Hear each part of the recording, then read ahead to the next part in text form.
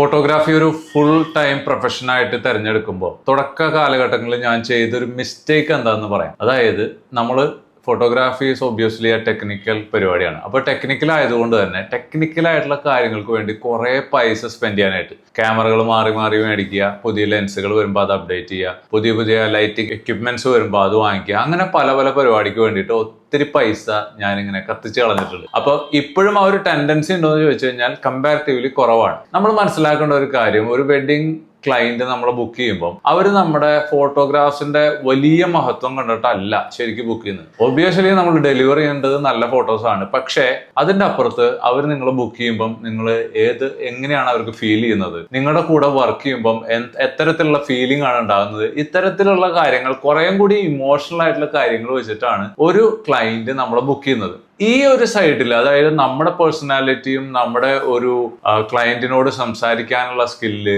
അത്തരം കാര്യങ്ങളിൽ ഫോക്കസ് ചെയ്യുന്ന ഫോട്ടോഗ്രാഫേഴ്സ് വളരെ കുറവാണ്. അതുകൊണ്ട് നമ്മൾ ചെയ്യേണ്ട കാര്യം ടെക്നിക്കലി വളരെ സ്ട്രോങ് ആയിരിക്കാം, ടെക്നിക്കലി വളരെ നന്നായിട്ട് നല്ല പടങ്ങൾ നമുക്ക് എടുക്കാൻ പറ്റുന്നുണ്ടാവാം. പക്ഷേ ഇപ്പുറത്തെ ഒരു സൈഡ് ഉണ്ട്, നമ്മുടെ പേഴ്സണാലിറ്റി, നമ്മുടെ ഫൈനാൻസ്, നമ്മൾ ഇത് എങ്ങനെയാണ് ക്ലയന്റുമായിട്ട് ഡീൽ ചെയ്യുന്നത് എന്നുള്ള രീതിയിലുള്ള കാര്യങ്ങൾ, അത് കുറച്ചും കൂടി സെയിൽസ് റിലേറ്റഡ് ആണ്. അത്തരം കാര്യങ്ങളിൽ കൂടുതലായിട്ട് പഠിക്കാനും ട്രെയിൻഡ് ആവാനും നമ്മൾ തയ്യാറാകുക എന്നുള്ളതാണ് നമ്മളുടെ ബിസിനസ്സിൽ ഒരു പടി കൂടെ നമുക്ക് വളരാനായിട്ട് ഏറ്റവും ഹെൽപ്ഫുൾ ആവുക.